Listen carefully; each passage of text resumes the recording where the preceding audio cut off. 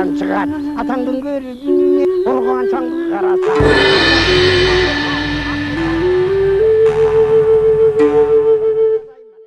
Ассаламу алейкум, урматтуу телекөрүүчүлөр. Кайрадан сиздердин назарыңыздарга башканы коюп Манастай теле долбоорубуздун кезектеги чыгарылышын тартуулайбыз. Бүгүн биз студиябызга конок катары кыргыз эл жазуучусу, Манас эл коомунун негиздөөчүсү жана жетекчиси Асан Жакшылыков агайды чакырганбыз. Агай куш келипсиз биздин студиябызга. Асан агай акын катары, драматург катары, прозаик катары дагы биздин коомчулукка кеңири таанымал.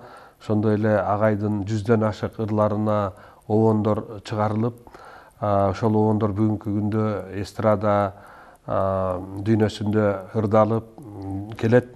Агай сиздин бул баягы алган сыйлыктарыңызды, жазган китептериңизди санап көрөйүн десем өтө эле узак экен. Биз маегибизди уланта берели. Акыркы кездерде сиздин момундай Ыр чабыт деген китебиңиз, Алтын доорго арзуу деген китебиңиз, анан өтө өзгөчө баягы кыргыз элине эң керектүү жана таанымал болгон Учкул ойлор деген китебиңиз жарык көргөн да. Анан айтсаңыз, ушул Манас эл коомунда коомдук иштер менен алектелип, анан акын катары, жазуучу катары ошого дагы убакыт кандай кылып табасыз? Мына жакында сиздин ошо чыгармачылыкка аралашканыңызга 50 жыл болуп атыптыр. Ушулардын айланасында бир сөз куруп бериңиз. Деги эле Манас дүйнөсүнө кандай болуп аралашып калдыңыз? Агай, ушундан баштайлычы. Ооба, Манас дүйнөсү мен тагдырым кызык болуптур. Мектепте окуп жүргөн кезде бир жазуучулардын тобу биздин айылга барып калды. Ошол топтун башында Саякбай аксакал өзү бар экен. Анан Саякбай келди дешкенде эле ушул айылдагы аксакалдардын баары чапанын ала жүгүрүп, дароо кулупка толуп, анан жык жыйма болуп калды. Бир маалда келишти. Ошол убакта Байдылда акын жаш кез экен. Совет Урманбетовдун жаш кез экен. Жумакан Тыным Сейитова, Бейшин Соодонбеков деген, анан Абдырасул аксакал жүрөт, Абдырасул Токтомушев. Анан ошолордун баягы балдарын ээрчитип алгансып, Сакем Саякбай каралайып барыптыр. Анан эл жымжырт. Ал убакта чоң төбөтөй кыргыздар билесиң. Агай, ушу бир тактай кетели. Бул Нарынды Миңбулак айылында, Нарынды Миңбулак айылында. Анан ошол айылга барып анан баягы элге бирден экиден акындар ырларын окушту. Андан элдин суусап турганы угайын деген эле Саякбай экени. Анын үстүнө Саякбайдын замандаш карыялары атайын ошол ат жаптырышып, ошол айылдын активи. Ушу Сакемди эңсеп жүргөн, кадырын биле турган карыяларды чакыргыла деген окшойт. Баягы жерге эл толуп кетти, карыялар толуп кетти. Анан бир маалдан Сакем баягы ырлары окулуп бүткөн кезде айта турганга ушундай мүмкүнчүлүк берилди. Манас айта турган болгону бир маалда эле 3 мүнөтпү, 2 мүнөтпү Манас айтпайт. Бир тиякка бурулуп коет. Элдин алдына чыгып алып, Элдин алдына чыгып алып да. Анан күйлөнүп коет. Баягы тиги эмеден уясынан уччу бүркүттөй бар. Талпынып да коет. Талпынып коет. Анан эле баштабайт. Анан баягы бир убактан баштады. Ошентип отуруп баштады. Эми азыр ойлосом, баягы манасчылар тиги алам менен байланышып туруп айтат да. Азыр эми мен ал маселени жакшы түшүнүп калдым да. Ошол Сакемдин ошол тиги алам менен байланышкан антеннасы связь чыкпай аткан турбайбы? Связь чыкпай аткан окшойт. Анан бир маалда баштады, тайторуну баштады. Тайторуну чапты. Баягы азыр көз алдымда турат, топусу турат, башына кийип алган. Үстөлү турат, баягы үстөлдөн мындай айланат, тигиндей айланат. Эл жымжырт, тайтор кетти. Баягы өзүң билесиң, 360 аттын соңунан анан 60, анан 30, анан 12 аттын, анан 4 аттын, анан акырына жанагы сүрөөнүн, анан Манас атабыздын руху келген кезде чакырып баягы тиги мылтыкты аткандан кийин тиги Алмамбеттин ак келтесин аткандан кийин анан тиги Тайтору баягы илгерки кезин эстеп анан алдыга чыгат эмеспи? Алмамбеттин ак бараңын аткандан кийин. Алмамбеттин ак бараңын аткандан кийин анан алдыга чыгат эмеспи? Ошондо анан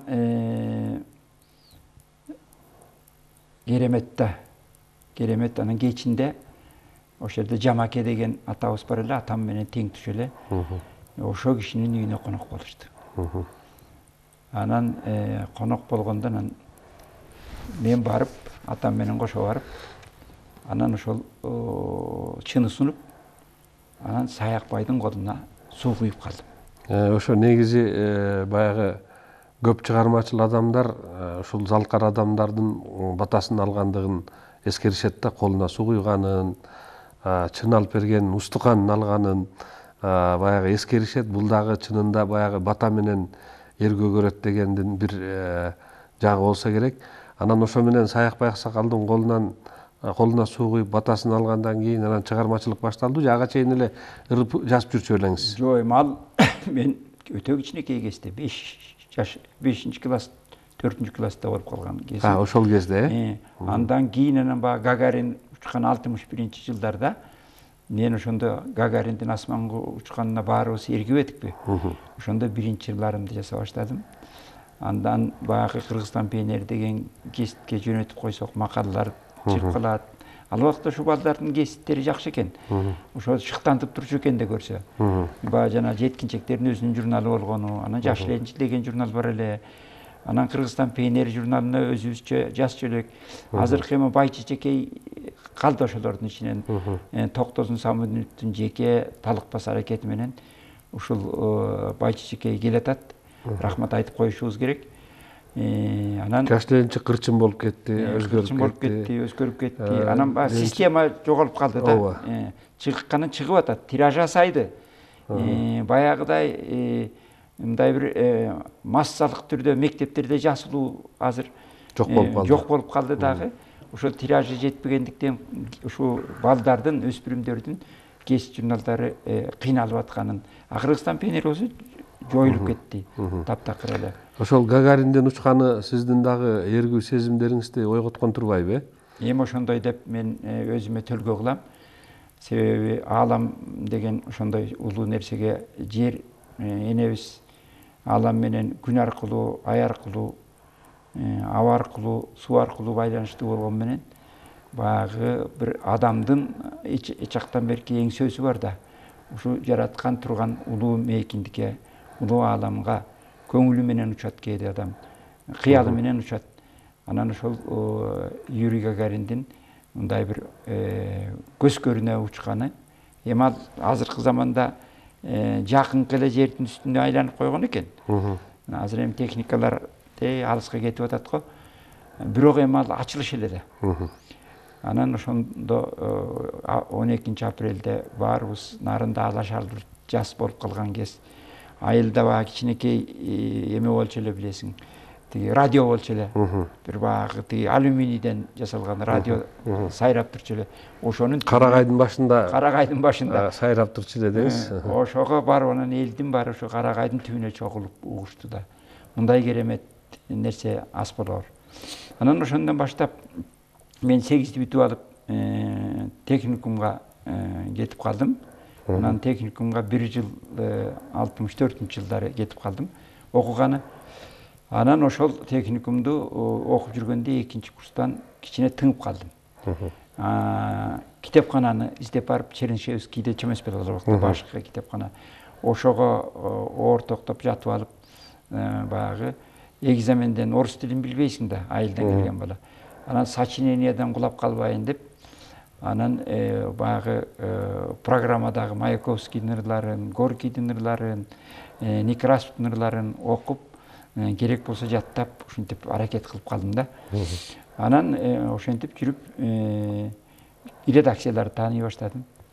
Баягы Кыргызстан пионерине мен мектепте окуп жүргөн кезде Исабек Исаков деген балдар акыны келип кетип, аны а кишини мен үйгө коноктоп, кичине тааныш болуп калдым эле. Анан Экия Мукамбетов чоң артист, чоң абдан сонун артист агабыз, обончу агабыз бар эмес беле. А киши менен тааныш болуп калдым эле, ошол оюн коюп барганда. Ошолорго жолугуп, өзүм жетимсиребей кес-кесте. Анан Ала Тоо басмасына, Ала Тоо журналына барып, ошол жерге ыр таштап кетсем, чыгарып коюптур. Анан ошондо мага баягы бир 100 канча сом калемакы салып коюптур. Ал өзүң студент болсоң. 100 сом ал убакта чоң акча болчу. Аябай чоң акча. Ошо 20 сомго жетпеген стипендия алабыз. Анан тигил 100ден ашык сомду алганда мурдумда, колумда тердеп кеткени азыркыга чейин эсимде туруп атат. Агай, ошол алгачкы ырыңыз эсиңиздеби? Ошол жарык көргөн. Эми ошол жарык көргөн биздин Шамдан деген ыр чыккан ошол 68-жылы. Анан ошол 68-ден баштап эсептегенде быйыл чыгармачылыгымдын 50 жыл болуп атат. Андан кийин анан 1 жылдан бери ошол чыккан ырларымды чогултуп отуруп, 1 жыл кийин анан Таңдын рахаты деген 20 жашымда биринчи китебимди чыгардым. Өзү андан бери 30тан ашык китеп, ырлар жыйнак, ар кандай китептерди чыгарган экенсиз. Ошо биринчи китебиңиз чыкканда өзүңүз кандай сездиңиз эле? Ал убакта цензура деген бар эле, анан бул атайын планга киргизилип, анан кийин главлиттен өтүп, анан кийин гана жарык көрчү да. Азыркыдай каалаган киши эле акчасын төлөп коюп чыгарган убак эмес эле да. Кандай эле? Анда бир тартип бар болчу. Жазуучулар союзунан кат алып барчубуз. Мен ошол Муса Жангазиев агай ошол убакта секретарь эле жазуучулар союзунун. Жазуучулар союзуна барып, ошо бир печатныйга чукул китебиңди алып кел деп Кеңеш Юсупов союздан катап кел деп калды. Анан ошондо бир Кутучага китеп чыгып аттыр да, 4 автордун. Жана Карымшак Ташбаев, Күмүш Суранова, анан менин ырым болуп ошол Кутучанын ичине чыктык да. Анан ошол союздан Мусакеге алып барып кат ырымды алып барып көрсөтсөм, ага кишиге жагып калды. Анан дароо эле жаз ушундай чыгарайын деп аттым эле десем, анан жаздырып берди катты. Ушу Жазуучулар союзу мага ошо ачык айтканда улуу муун аксакалдар Жазуучулар союзунан биринчи күндөн баштап жакшы батасын бергендей болуп калды да. Анан ошол жанагы китебим чыгып калды. Китебим чыкканда а жерден дагы жанагы калемакка 1700 сом алып калдым. Атам карган киши эле, пенсионер, сугатчу. Аларга оор салмагымды салбай калып, анан ошол убактагы жаш акындардын Тоо жылдызы деген адабий ийрими бар болчу. Бегена Сартып жетектеген. Анан ошондон жаш акындар бири-бириси менен таанышып, бири-бириси менен мындай бир жакын ымала түзүп, анан окуган китептерибизди, жазган ырларыбызды ийримге биригип, өзүбүздүн көз караштарыбызды өстүрүп, мына ошол убакта эле биз жанагы Пабло Неруда сыяктуу баягы Чилинин Нобель сыйлыгын алган чоң акыны, Испаниянын Федерико Гарсия Лорка сыяктуу китеби, Чехтин акыны Незвалдын китебин, анан берки баягы Советте дүркүрөп турган Гамзатовду, Вознесенскийди, ал Турсунте Франциянын Аполлинерине чейин, Бодлерине чейин окуп калдык да. Анан ошол балдарга мен жанагы китебимди Кудайга шүгүр, анда жанагы ачык Ала Тоонун алдында ачык кафе бар эле, жаш акындардын баары ачка жүрөт да. Анан двойной гарнир алышып, баягы полный соп алып, акчасы жок келгенде баягы Асан деп мага чалышчу, айтып калышчу.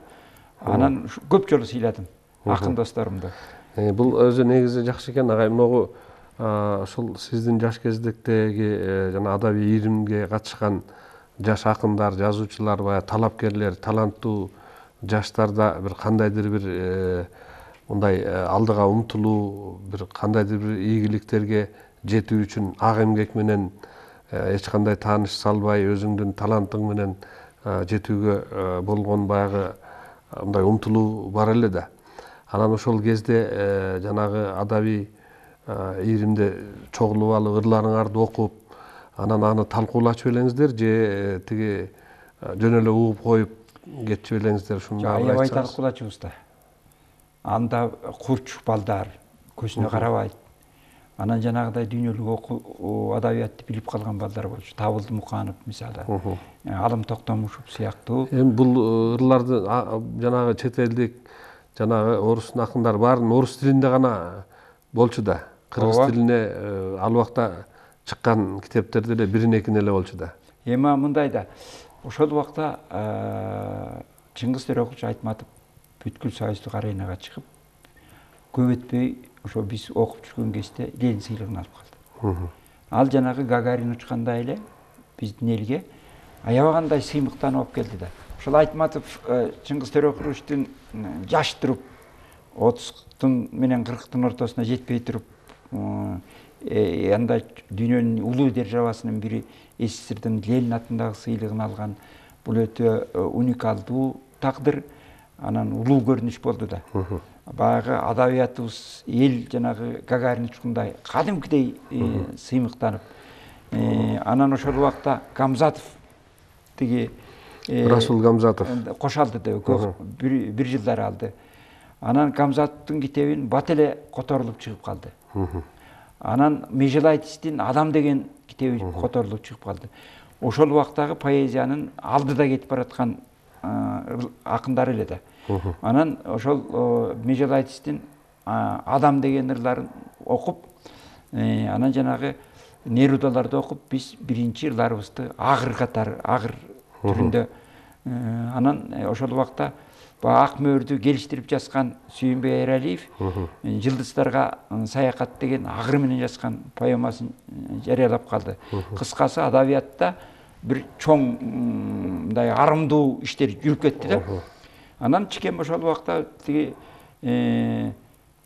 Черничевкага бир Петрус Бровка деген дагы Ленин сыйлыгын алган Белоруссиянын акыны менен келип калды. Залында жолугушуп калдык. Анан мен Чикемге барып, анда кинематографисттер союзунун төрагасы эле биринчи жанагы култуча китебимди бердим. Эми азыр ойлосом, эми жаш баласың да. Эми андай улуу жазуучуга азыр могу китептерди бергенден да уяласың да. Анан бирок Чикем баягы канчадасың деп туруп, жолуң болсун деп. Анан кийин тагдыр ушундай экен, Чикем менен Жазуучулар союзунда 10 жылча биргиштешип калдык. Агай мынакей быйыл ошо Чыңгыз Төрөкулчунун 90 жылдыгы белгиленет да. Бул боюнча дагы көптөгөн баягы иш-чаралар өтүп атат. Республикабыздын ар кандай мекемелеринде, окуу жайларында өтүп атат. Дагы ошо декабрь айына чейин бир топ эле өтөт болуш керек. Анан Чикемди ошо жакындан тааныган адам катары жанында көп жүрдүңүз. Баягы орун басары болуп, Жазуучулар союзунда дагы көп бир топ жыл чогуу иштедиңиздер да. Өзү Чикем кандай киши эле? Адам катары, жазуучу катары эмес, адам катары, баягы улуу насаатчы катары десекпи, кандай? Чикем эч кимге жамандык ойлогон киши эмес болчу. Убакыттын баасын билген киши болчу. Убакытты аябагандай үнөмдүү пайдаланчу.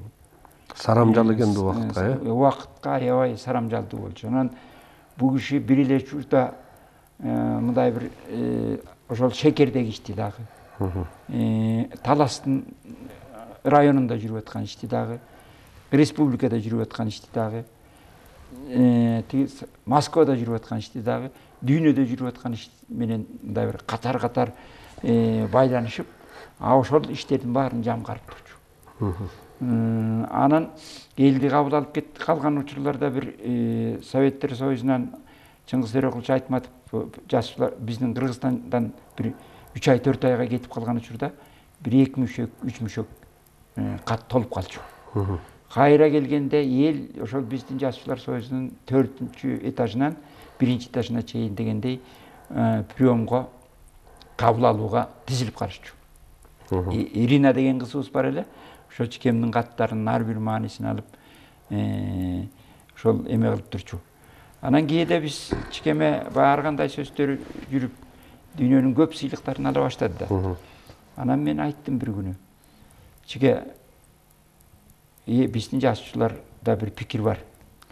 Ушу майда сыйлыктарды Ленин сыйлыгын алгандан кийин албай эле койсоңуз кандай болот деген оюбуз болуп атат десем күлдү. Күлгөндө кеңири күлчү эте. Анан күлүп туруп, Асан бу тирүүлүктүн көркү сыйда да. Мен Ленин сыйлыгын алдым, ал туура чоң Советтер Союзунун сыйлыгы. Бирок сени бир киши сыйласа дагы көңүлүң бөлүп, мына көчөдөн өтүп кетип баратып дамости десе, ошо кишини сагынсындырбай киресиң да. Анан кай жерден болбосун сени сыйлап, сыйлыгын берип атса, анан аны албай коем деген бул кесирликке жатып калат. Кутту кетирип аласың дегендей маанидеги сөз айтты да. Ошон үчүн бул Чикемдин көрдүңбү баардык нерсеге мындай өзүнчө көңүл бурган киши экен да. Кийин жана Кайсын Кулиев каза болуп калып, анан ошону Балкар эли Ленин сыйлыгын алганга сунуштаптыр. Анан мен ошо Кабардино-Балкарияга барып калсам, Нальчикке, Казим Мечиев дегендин 100 жылдыгына барып калсам, анан ошол жерден жазуучулары суранды, үй бүлөсү да суранды. Ушу Чикем киришпесе, Кайсын сыйлыкты албай калышы ыктымал. Ушуга киришип берсин деп эметти. Анда кат жазгыла дедим. Анан кат жазып беришти. Анан Чикеме келип айттым. Чике ушул Кайсын Кулиевди мен да жакшы көрчүмүн. Биздин чоң акын, түрк тилдүү элдердин ичинен чоң акын. Ушул Кайсын аганын көрсөтүп кетиптир дагы, эли Ленин сыйлыгына көрсөтүп аттыр. Кичинекей эл. Анан бул бизде жашап кетиптир да. Балкарлар бизди тим эле жанымдай көрөт экен. Дүйнөдө Кыргызды ушунчалык жакын көргөн элди көрө элекмин мен. Анан ошолор суранып атат десем, Чикем абдан салмак менен түшүнүп, анда мындай кыла аласың деди. Бул кишиге жардам беришибиз керек деди. Сен буякта ушул басма сөздөргө Кыргызстан маданиятына, Ала тоого Кайсындын ырларын которуп туруп бастыргыла. Андан башка конференция уюштургула. Анан Муктар Абаезов менен Кайсын Кулиевдин атын сурап, Бишкектен көчөнүн атын сурагыла. Мен тиги шаар мэри менен сүйлөшүп берейин деп баягы тапшырмаларды тактап алып туруп, анан качан конференция өтүп, Жазуучулар союзунда неме болгондо, көчөнүн аты берилгенде, гезит журналдарын чыкканда ошолордун баарын топтоштуруп туруп, анан Москвага Ленин сыйлыгын алуу комиссиясына жөнөтүй. Бизде ошол Муктар Абаезов кандай прозада бааланса, Кайсын Кулиевдин дагы биздин элде ошондой кадыр баркы бар. Бул биздин түрк тилдеринде чоң талант деп айт деди да. Анан мен аябай ушундай сонун тапшырма алганыма ичимден ыраазы болуп, ошонун баарын аткардык. Анан мен кийин акыл жүгүртсөм, Чикем ошол Москвадагы атмосфераны билет да. Муктар Абаезов болсо Ленин сыйлыгын алган киши. Москвадагы бүт жазуучулар моюндаган киши. Анан Кайсынды жанагы ким көчөнү тиги Муктарга кошо берип, Кайсынды ага теңеп, мурун Ленин сыйлык алган кишиге ошондой эле даражадагы кишибиз дедиритип, бу акыл менен Кайсынды сүрөптүр да. Анан ошол жерден анан тияктан жаздымсыз өтүп кетиш үчүн. Баягы кыргыздар көсөмдүк кылып деп коет да, ошол баягы бул Кайсындын даражасын көтөрүп, тиги кишиники менен теңдеп туруп, анан кийин сунуштаган турбайбы? Анан сунушту көрдүңбү? Мына ушул мен 2-3 эле окуяны айттым. Чикемдин мындай окуялары көп. Мен Чикемдин жанагы Азап Алладасы деген поэма жаздым, Ырчабытта турат. Анан быйыл Чикем арналган бир романсыбыз чыкты, жакында концертте филармонияда ырдалды. Эми ушундай мен а киши жөнүндө тарбия алып калдым жаш кезимден. Жетилтти мени. Бир топ тепкини да чогуу жедик. Ошо мен дагы ойлоп жүрдүм эле, Асан агай. Бул бүгүнкү күндө Чыңгыз Төрөкуловичка арналган көп эле китептер чыгып атат да. Баягы билгени деле, билбегени деле жазып атат дегендей. Анан ойлоп жүрдүм эле, Асан агай Чикемдин жанында жүрбөдү беле бир топ жыл.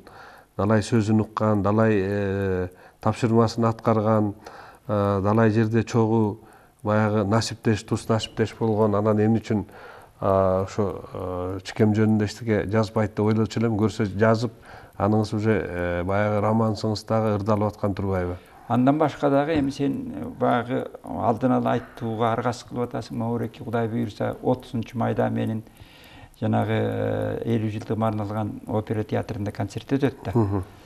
Ошого менин карата азыркы сен тааныштырган 3 китеп, андан башка Залкарлар жана замандаштар деген китебим чыгып атат. Ошондо Төрөкул Айтматтын Шекерге келиши деген атасынын тагдырына байланышкан. Андан башка Чикемдин чыгармачылыгы жөнүндө менин өзүмдүн көз карашымды мындай маанилеген, ошонун теориялык маанисин ачкан жанагы Элмира Ажыканова менен болгон Маяк дербистин сериясы. Андан башка менин орусча жазган макалам.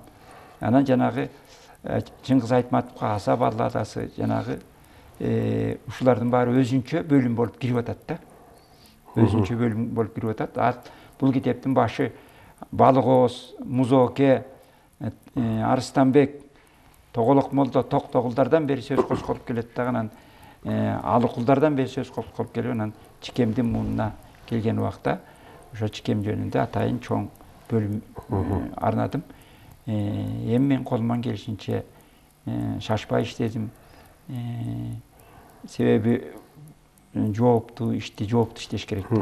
Чыңгыз агай дагы сиздин чыгармачылыгыңыз боюнча өзүнүн пикирин айтканда бир кыска бирок нуска сөзүн айткан экен. Асандык абдан келтирилген, терең кеткен, чоң, улуу философиялык поэзия деп баа берген экен да. Анан ушул кайсыл чыгармаларыңызды окугандан кийин ушундай баа берди, ушуга да токтоло кетсеңиз. Чикем Лелин эме депутат болот деп таласта. Таласка биз узатып койдук. Кырдырамда бир чоң кече кылып. Ошол убакта эмнегедир сен да бар болсоң керек, көз алдыма элестеген атасың да. Анан таласка узатып ошо эл менен жолугушуп жүргөндө эле телевидениеден Чикем сүйлөп атат, сен айтып атат деп эле звоноктор болуп калды. Анан телефонду эмени телевизорду бурай койсом, ошо поэзиянын, кыргыз поэзиясынын өсүп өнүп атканын айтыптыр.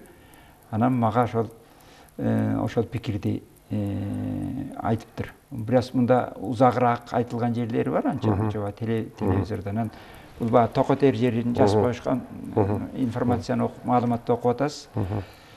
Ошол мен бир жолу Москвадан келип, анан Жазчылар союзунун бир чоң пленумун өткөрдүкпү.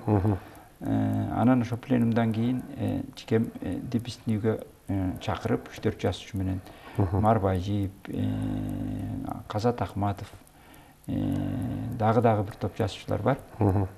Анан бир маалда сүйлөшүп отуруп дасторкондун четинде. Анан эме кылып калды.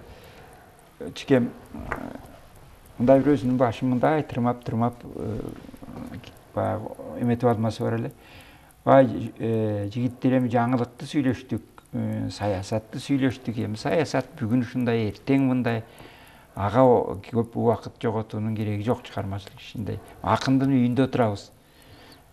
Асан сен окуп бербейсиңби биз кырлардан деп эле күтүүсүдөн айтып калды. Анан мен дагы кыйын экенмин. Чике 15 мүнөт убакыт бөлө аласызбы? Бөлө ала турган болсоңор окуйун. Мен бир жаңы жазган нерсем бар эле деп ошентим. Анан ой канча болсо угабыз деп койду. Анан мен Өмүр деген поэмам бар эле. Ошол Өмүр деген поэмамды окуп бердим. Тунжурап укту. Ал поэма медитативдүү ыкма менен жазылган, алам менен байланышкан, көкүрөккө салган нерсени кагазга түшүрүү ыкмасы менен жазылган поэма эле, Өмүр поэмасы. Анан ошону окуп отуруп, Казат кандай дейсиң? Мар кандай дейсиң деп аларды бир сире карап айтып туруп, анан бул башкача поэма экен деп Казат айтты окшойт. Анан Чикем бул жаңылыктуу чыгарма экен деп койду. Куттуктайм, Асан жакшы деп аткан турбайсыңбы? Жана Союздун иши менен кошо чыгармачылыгыңды таштаба. Мен ошол сен атайын чыгармачылыгыңды жана көп иш менен алектенип атып, чыгармачылыгыңды жазып атабы, жазбай атабы, кандай акыбалда экен деп камкордук кылган экен да жакшы киши. Анан ошол менин тамырымды тартып уккусу келген экен көрсөм. Анан ошо борбоюп күлүп эми келгилем, Асандын поэмасы жакшы поэма экен, ошон үчүн мындай бир көңүл айтып тоз көтөрүп дегендей деп андан ары сөзүн улап кетти. Анан жанагы талашка барганда Майя Осмонкулова деген акын кызыбыздын дайрын угуптур. Адагы Гүлсарат жөнүндө окшойт. Анан менин ырымды экөөнү бириктириптир, анан телевизордон сүйлөп койбоду. Анан аны сүйлөп койгонун анан биздин айрым жазуучулар ичи күйүп эч кимге айтылбаган мактоону Асанга айтты деп убагында мен чикемдин мактоосу үчүн жазуучулардын айрымдарынан жем уккам. Бул дүйнөлүк адабиятка теңеп коюптур деп. Анан бирок ошол алысты көргөн экен, менин чыгармачылыгымды мындай бир аябай баалаган кишинин бири. Өзү Чыңгыз агай менен дагы муногу Кыргыз Түрк Манас университетинде студенттер менен, мугалимдер менен жолугушуу болуп калды. Анда ошол турмуштан өтөрдөн бир жарым жыл мурда да. Анан ошол өзү кичине оорукчан болуп жүргөн кез эле анан студенттер менен жолугуп атып, анан ошол жердеги жаш акындар, жанагы Акималиев Алик деген жигитти мына бу жерде отурат, жаш акыныбыз, мындай жакшы ырлары бар деп мактаганын угуп мен таң калдым да. Чыңгыз агай баягы жаштардын дагы чыгармаларын окуйт экен деген туюм калды да.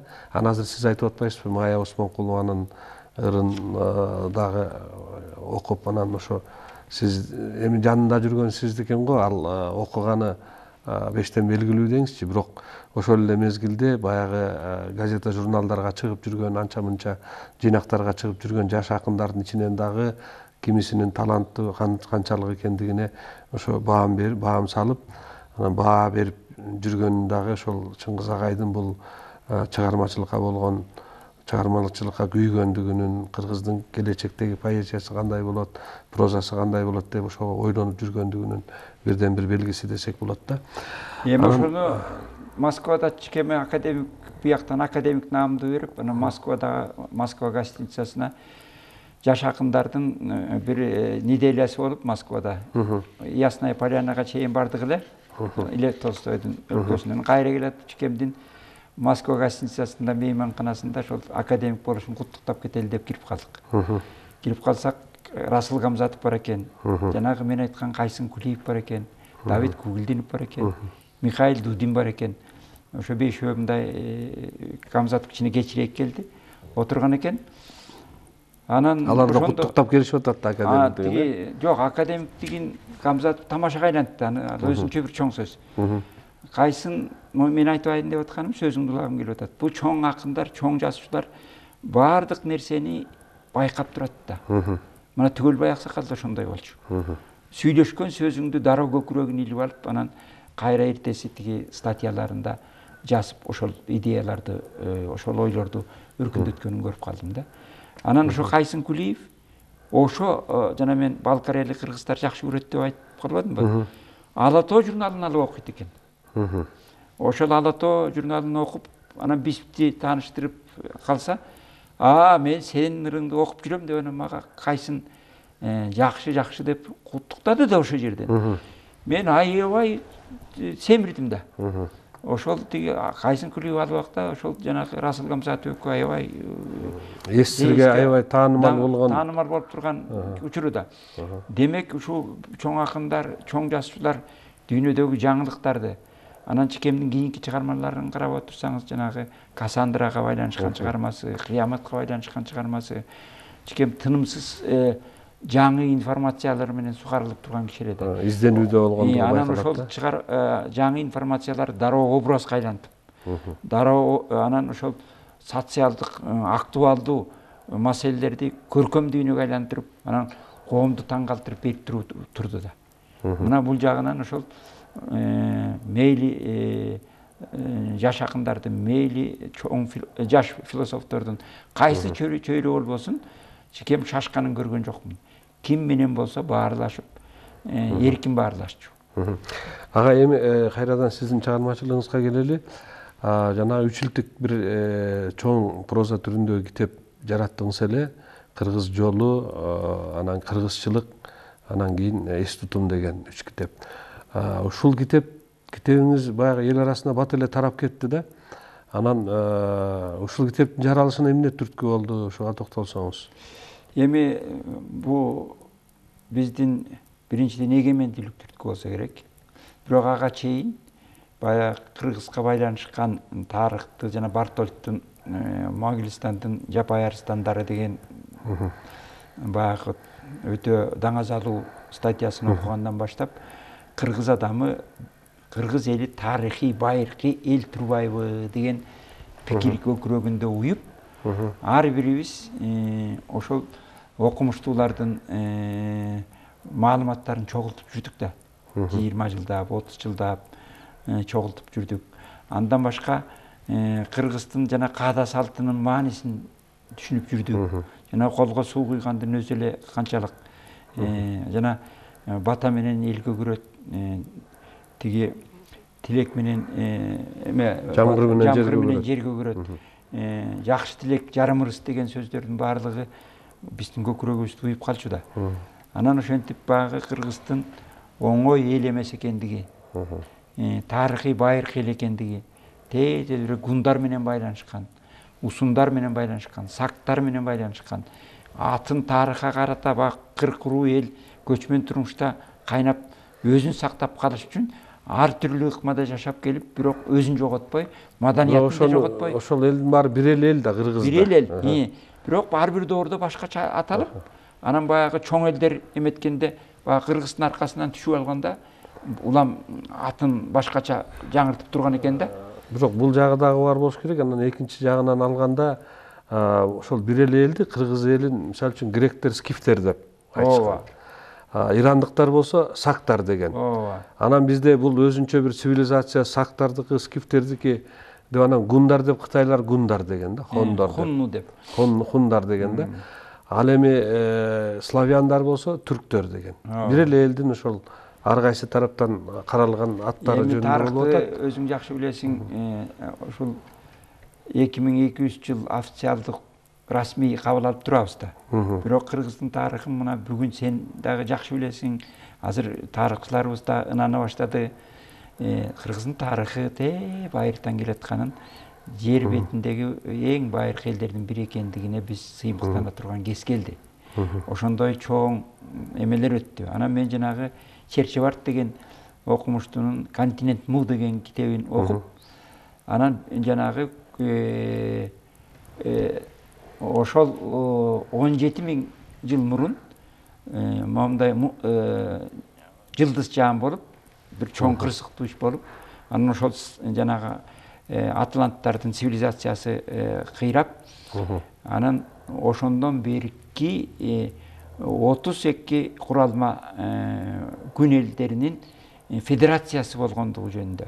Ошол 17.000 жылдарды маалыматты колума тийип, ошону окуп калдым. Андан башка Египеттин тарыхын карап отурсаң, 30.000 тарых менен тарыхта ушу 3 китепкананын өрттөлгөндүгү. Ошол илгерки доорлордо, ушул биздин Самарканд илгерки баягы гундардын доорунда, Уус канатабыздын доорунда Самарканд биздин борборубуз болгон да. Анан жана Оторкандын замандардан да борборубуз болгон. Ушу Самаркандтагы китепкананын өрттөлгөнү, Египеттеги китепкананын өрттөлгөнү. Анан Шихуандини өзүң билесиң. Шихуанди Кытайдагы китепкананын өрттөнгөндөрүнүн доорун салыштырып келгенде, бир ошондой бир чоң тенденция көрүлөт да. Анан оомат ооп аткан мезгил бир ааламдык цикл менен байланышкан ооматты кармап калуу, ооматты оодуруп ийүү сыяктуу нерселерди кет-кеттин келиши, кел-келдин болушу, орношу дегендей чоң нерсе экен да мунун баары. Ошентип анан тарыхты изилдеп жүргөндүктөн, анан кыргыздын маданияты мындай карап келсем 22 тармактуу багытка кетет экен. Анан ошол боюнча жана өзүң айткан кыргыз таануу багытында тарыхындагы мен билген тарыхый маалыматты да кошкон, каада салтыбыздын маанисин кошкон. Андан башка биздин руханий кодексибиз эмне, биз таянган тоо эмне деп жана айкөлдүк системаны иштеп чыктым да. Анан ошонун баардыгы ошол жанагы кыргызчылык деген китеп. Анан бир тарыхый адилетсиздик бар да. азыркы адамзаттын тарыхынын могулеки Кытайда чыккан археологиялык Тюменский тиги археологиялык изилдөөлөр деген бар. Ошондогу табылган эме адамзаттын жашаганына 1 миллион 700 жылды берет. 1 миллион 700 жылды берет. Анан Герасимов деген академик ошону изилдеп отуруп, баягы өң түсүн сараштырганда биздин гундардын өң түсү чыгып атпайбы? Ал жанагы баш сөөкө баягы этин чаптагандай кылып пластилинден чаптап туруп, анан кийин кебетесин алып чыкканда, бул киши. Алып чыкканда. Анан ошентип отуруп, баягы бирден чогултуп отуруп, Кыргыздын эң байыркы эл экенин. Анан 1 миллион 700 жылдан бери жанагындай археологиялык данный табылса. Анан биздин Кошой Коргондун жашаган 6-кылымда шаары тиги 6-8 кылым деп далилденип турса, анан Кошой атаң тарыхый личность болуп атса, анан Кошой менен Манасты далилдөөгө жакын эле нерсе болуп атпайбы? Анан ушундай нерселерди карап отуруп, анан жанагы адилетсиздик тарыхый дегеним 6000 жылдан аркы тарыхты биздин азыркы тарыхчылар айтпайт да. Болгондо Индиядагы арийлер барган мезгилде айтып коет. Кийин Египеттин жана мен айткан 30 000 жылын азыр араң айта баштады. Анан булар тарыхты баягы жанагы келген элдер бурмалап салганы байкалды да. Байкалат да. Ошондуктан биздин айрыкча көчмөндөрдүн тарыхы азыркы чейин. Агай туура айтасыз, жанагы китепканалардын өрттөлгөндүгү тууралуу жакшы айттыңыз да, себеби байыркы мезгилдердеги тарыхтардын баары жазылган китептер эгер турса, тарыхты бурмалоо кыйын болгон да, ала кийинкилер үчүн. Ошол себептен жана келкели келгендер, сиз айткан келкели келгендер ошол китепканаларды өрттөп, маалыматтарды жок кылган да, себеби адамдын эс тутумундагы маалыматтар баягы адам өлгөндөн кийин жоголот да. Ал эми жазылып калган маалыматтар бул сакталат экен да. Бүгүнкү күндө да жана Кытайдын архивиндеги, Кытайдын даңзасындагы 5000 жылдык жазмалар сакталгандыгын айтып атышпайбы? Биздин жана 2200 жылдык мамлекеттүүлүгүбүздүн 2200 жылдуулугундагы ошол Кытай жазмаларына таянып, Сымачандан берки Кыргыздын мамлекети тууралуу маалыматтардын бар экендигине таянып туруп белгиледик да. Бул үч китебиңиздин таржымалы дагы бизге кыргыз элине маалым болду, агай. Бул чынында кыргыз тарыхын, байыркылыгын аңдоодо, ошону окуп үйрөнүүдө, кыргыз таануу илиминде өтө керектүү китептер болду. Ал эми кайрадан сиздин поэзияңызга келсек, агай. Поэзияда баягы ырды кандай болду? Эргүү келгенде жашасызбы? Же жанагы медитативдүү ырлар дебедиңизби? Бул ошо эргүүнүн келишиби? Жанагы орустар айтып коет го, посетил Пегас деп. Пегас келип мага келгенден кийин ыр жаздым деп калышат да. Ал эми сизде ошол медитатив дегенди ушу кеңирээк түшүндүрсөңүз. Эми бул кыргызча айтканда акын Тагордун бир улуу сөзү бар. Детища двух миров деп коет. Рабиндранат Тагордун Нобель сыйлыгын алган Индиянын улуу акынын мен ал кишинин чыгармачылыгындагы, эстетикасындагы көп касып окудум да. Жаш кезде. Анан бул кишинин көз карашын мен туура деп кабыл алып жүрдүм. Көп жылдарга чейин. Азыр деле туура деп эсептейм. Себеби Тагордун көз карашы менен жанагы чоң аалам менен жан дүйнөнүн биримдигин жөнүндө сөз кылат да. Ушунун биримдигин тапкыла дейт. Жана Иммануэль Кант деген Германдын, немистин чоң философу дагы мен дүйнөдөгү акылым жетпеген чоң эки көрүнүш бар деп айтат. Бирөө ааламды, чексиз ааламды жараткан Кудайдын барлыгы, экинчиси кичинекей адамдын жан дүйнөсүндөгү жан дүйнөсүнүн күчү дейт. Жан дүйнө өзүнчө ааламда, ар бир адамдын жан дүйнөсү. Ошол экөөнүн байланышына мен аябай таң калам деген сөздөрү бар да. Мен бул чыгыштын окумуш чоң философ акыны Рабиндранат Тагор да ошого келип атат, немистин чоң философу да ошого келип атат да. Демек бул жараткан менен адамдын байланышы жан дүйнөсү аркылуу жүрөт да. Ал акын деген ошол жан дүйнөгө биринчи кезекте кең дүйнөнү менен жан дүйнөнү айкалыштырган адам.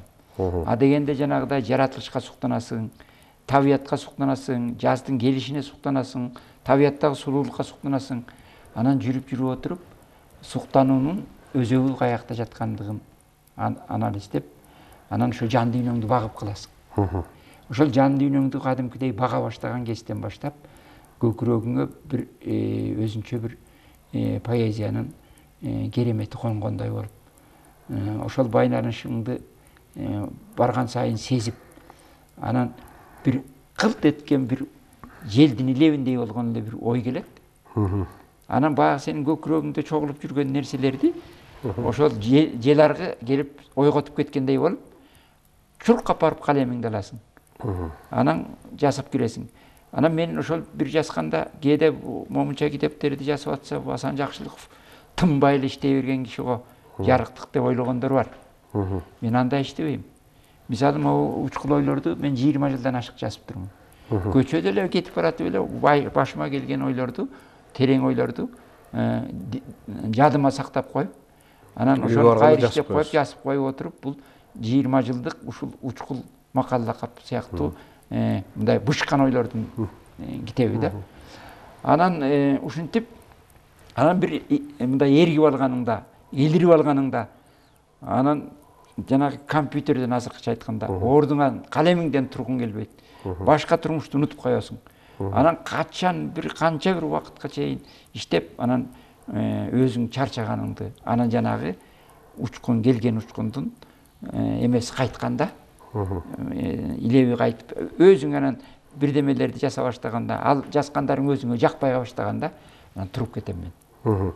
Агай, мынакей сиздердин муундагы акындар, жазуучулар негизинен калем менен, ручка менен жазып көнгөн да. Бүгүнкү күндө өзүңүз айткандай компьютер келип отурат. Компьютер пайдаланасызбы же баягы көнгөн эле ручка менен жазып, же машинка менен тересизби? Мен көлгө барып иштеп атсам, Макмал Төр деген китебимди. Мен жаш жазуучулардын 6-чогулушуна делегат болуп бардым Москвага.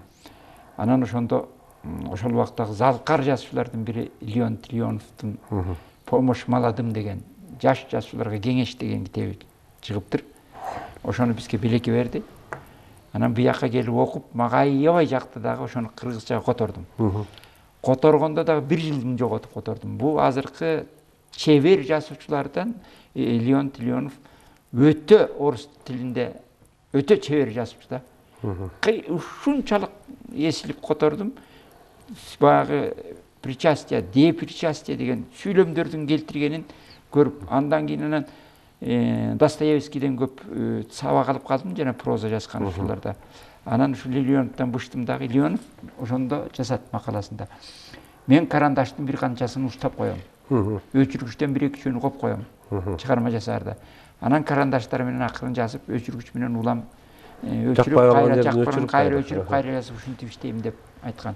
Анан ошо ишини күнөстөштүрүп, жанагы Макмал Төр деген поэмамды ошентип жазып атсам эле, бир убакта ручкам үлгүрбөйт. Ой алдыга кетип калып атат. Ой алдыга кетип атат. Карындашым үлгүрбөйт. Таң көрө деп карындашым үлгүрүп, тиги бушта турган эмен бар эле, тиги машинкам. Машинкамды ала коюп туруп анан жаса баштадым. Анан баягы мурда деловой кагазтарды ишкер жазуучулар союзунда иштегенден тиги кагаздар жазып калчу элем. Анан ээн эркин эле машинкада иштеп кеттим. Анан машинкада иштегендин бир жакшы жери бар, карандаш менен иштегенде тиги кээ бирлердин эметип каласың да, жүзөп ойдон адашып каласың. Адашып каласың. А тигинде болсо баягы дароо тазаланып чыгат экен.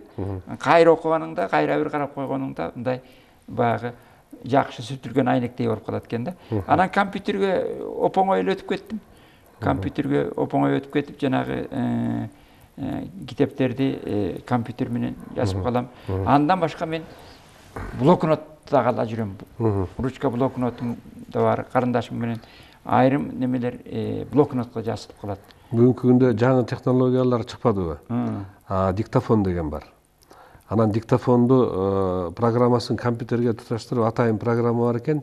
Сиз баягы оюңузду сүйлөй бересиз, а компьютер өзү тере берет да. Ушундай программалар бар. Манда мага ошону бир үйлөтүп кое турган экенсиң.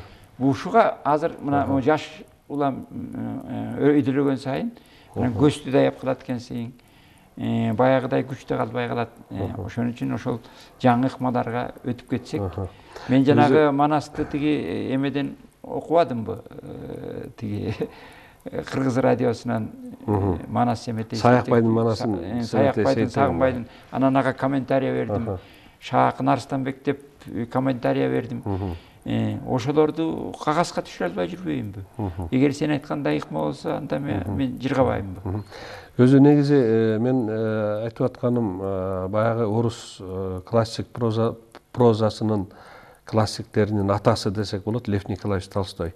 Бул жана Согуш жана тынчтык деген романын 30 жолу көчүргөн экен. Эми элестетсеңиз, аны өзү 4 томдон турган килейген китеп, аны окуп чыгыш үчүн эле бир топ убакыт керек да. Анан канча убактысын ошону улам оңдоп көчүрүп жазып, улам оңдоп көчүрүп, 30 жолу көчүрүп ийине жеткизген деги тууралуу Толстой изилдеген окумуштуулардын жазганын окугам да. Бүгүнкү күндө муну Азербайжан жазуучусу бар, Чингиз Абдуллаев деген. Билем, өкөрүттен окуп билем жанагы информацияны. 119 роман жазган жигит, өзү 59-эле жылкы. Мына эмки жылы 60-ка чыгат да. Анан 114 тилге которулган чыгармалары. Анан мен сурап атпаймынбы, Чыңгыз Акифович, бул кандайча мындай ийгиликке качан жасасыз, үлгүрөсүз десем, ал айтат да, Азербайжан жазуучулардын ичинен компьютерде иштеген мен эле дейт, болчумун дейт башында. Мен компьютер көтөрүп жүрүп иштеп жүрсөм, ноутбук көтөрүп дейт. Анарлар, башка жазуучулар мага күлүшчү дейт, бул ручка кармагандан зар канат деп дейт да.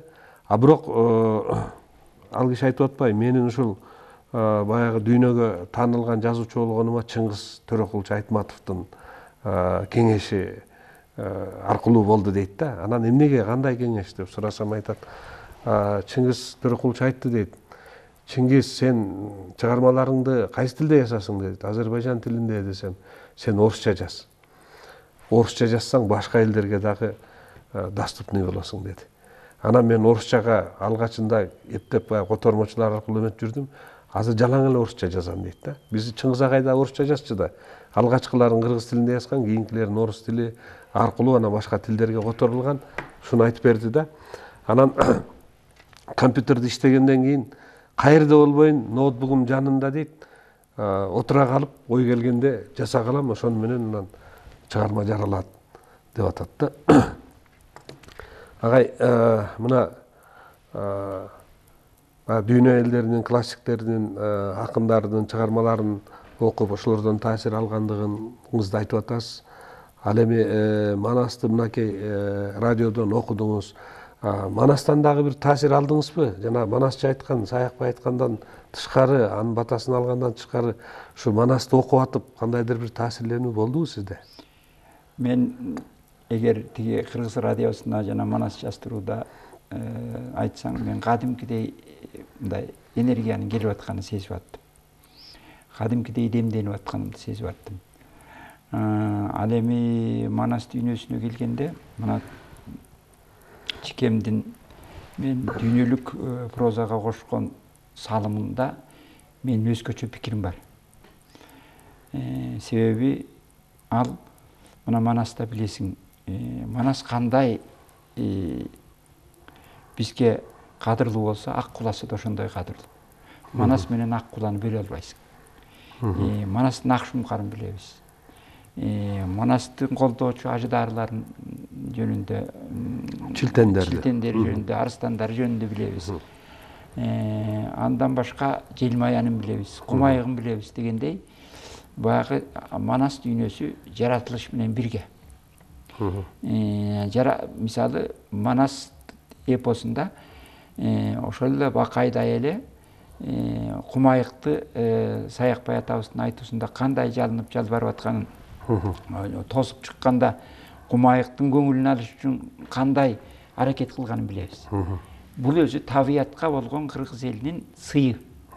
табият менен бирге келаткан көчмөн цивилизациябыздын улуулугу, табият менен бирге болгон эл түбөлүктүү эл боло тургандыгынын көрүнүшү. Мына ушул нерсени чикем дүйнөлүк жазуучулардын ичинен биринчилерден болуп байкаган. Манастын таасирин алган. Мисалы тиги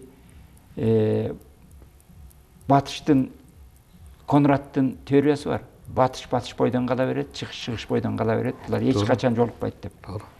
Себеби тиги Кытайдын улуу философтору, Индиянын улуу философтору баягы бул дүйнөнү жалган деп, мая деп, иллюзия деп бул дүйнөнү таанып гана тиги жанагы кайыптын дүйнөсүн гана кабыл алып коюшкан. Чын дүйнө деп кайыптын дүйнөсүн гана кабыл алып коюшкан. А батыштар болсо материалдык дүйнөнү гана таанып, материалдык химия, физика деп көзгө көрүнгөн нерсени гана ошол материалдык дүйнөнүн өнүгүшүн, диалектикасын айтып келишкен да.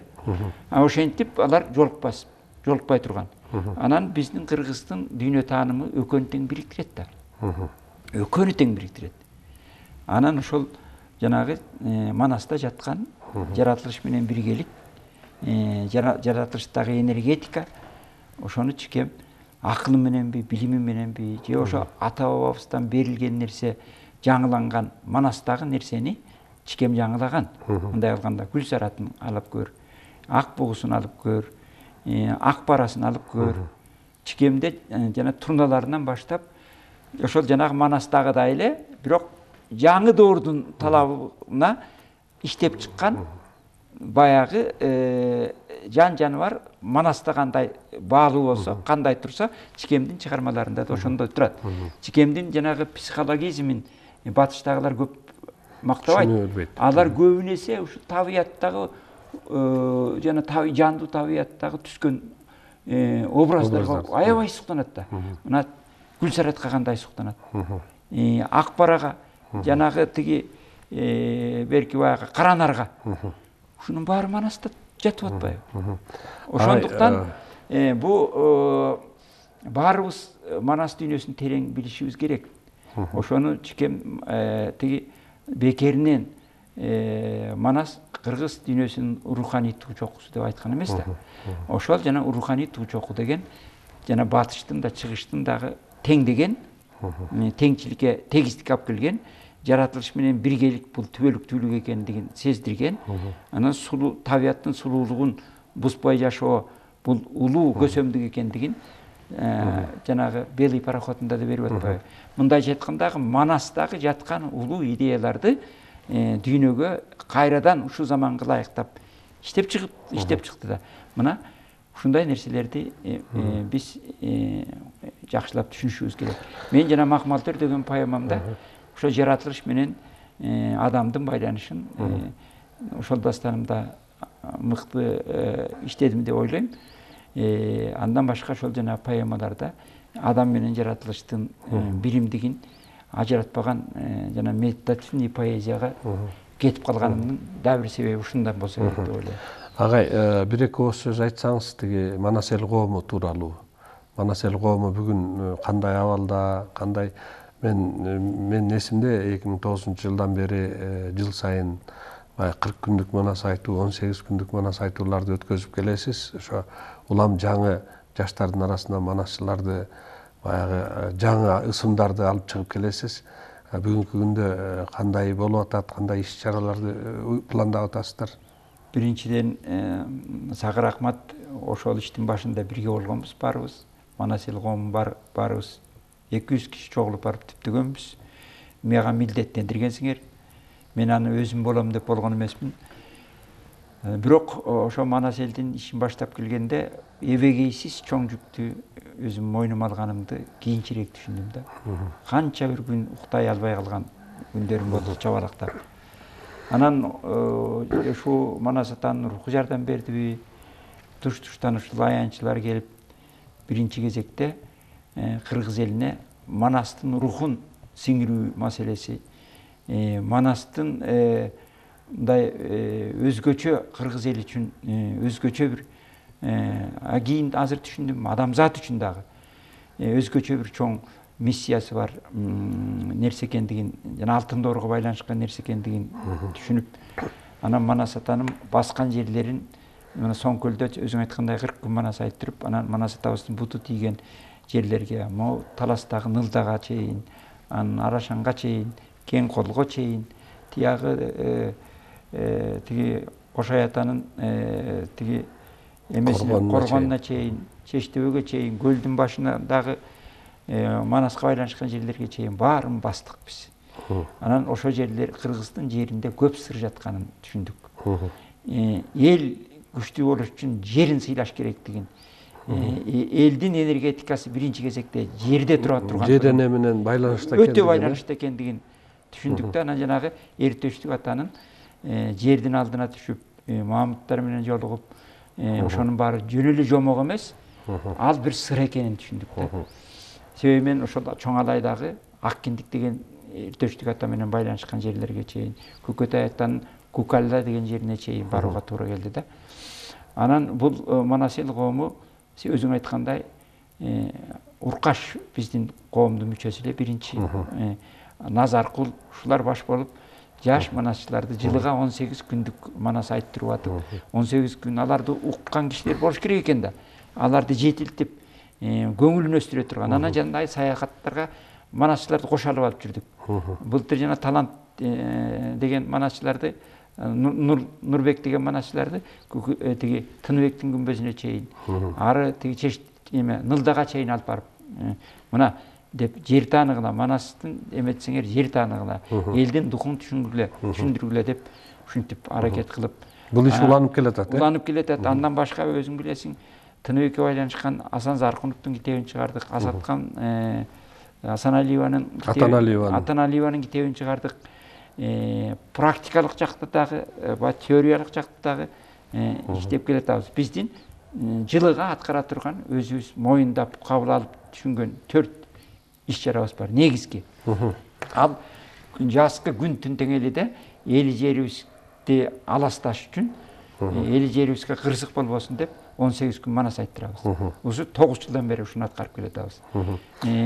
Биринчиден, экинчиден күн аябай узарган мезгилде баягы Соңкөлгө кут түшкөн күнгө Соңкөлгө барып жүрөбүз.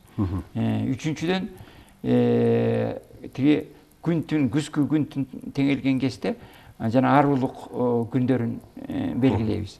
Анан 21 күн аябай кыскарып, түн узарган күнү Манас мажлисин өткөрүп, жанагы Манаска кызмат кылган кишилерге ошо Манас эл коомунун медалын тапшырып келатабыз да. Бул биздин баягы эң башкы иш-чараларыбыз. Такай өтүп турган. Андан башка баягы кварталдан кварталга, айдан айга ушул өзүбүздүн иш-чараларыбызды. Быйыл дагы жана менин 30 майдагы иш-чарамды ошол бир билет саттырып өткөрүп атканымдын дагы бир муктаждыгы. Быйыл ошол Манас атабыздын куту Соңкөлгө түшкөнүнө 9-жыл болот. Былтыр барып эстелигин орнотуп келгенбиз. Быйыл эми ошол жыйынтык тоюн өткөрсөкпү, Манас майрамын өткөрсөкпү деген оюбуз бар. Ошого каражат керек болуп атат. Каражат топтошуп керек болуп атат да. Анан өзүң билесиң, мен акчанын аркасынан түшпөгөн, акча тапсам эптеп китептеримди чыгарган, анча спонсорум жок. Ушул мындай тырышып элибиз, жерибизге ушул Манас касиетин элибиз түшүнүп, кыргыз эли руханий жактан өсүп өнүп кеткен бирдиктүү эл болсо экен деп чуркап жүрөбүз. Манас эл коому. Өзү негизи агай, сиздин чыгармачылыгыңыз, сиздин жасап аткан иштериңиз, коомдук иштер бул кыргыз элинин көз алдында десек болот. Себеби могу иш-чаралардын өтүп атканы тууралуу массалык маалымат каражаттарынан баягы берилип, ушундай иш-чара өтүп атат, ушундай болуп атат деген маалыматтар кетип атат. Демек кыргыз эли муну баягы көз салып турат деген ойдомун. Мынакей 30 майда Абдулас Малдыбаев атындагы улуттук опера жана балет театрынын залында саат 6:30-да, 6:00 6:00 ошо сиздин иш-чараңыз, чыгармачылыгыңыздын 50 жылдыгына арналган иш-чара болот экен. Мен телекөрүүчүлөргө дагы кайрылар элем. Ушул иш-чарага келип катышыңыздар. Мен мына программасын карап отурсам, өтө программасы баягы жакшы түзүлүптүр. Бул жерде манас айтылуу менен башталып, ичинде биздин залкар обончуларыбыз, композиторлорубуз, ырчыларыбыз, акындарыбыз, комузчуларыбыздын аткаруусунда көптөгөн концерттик программалар бар экен.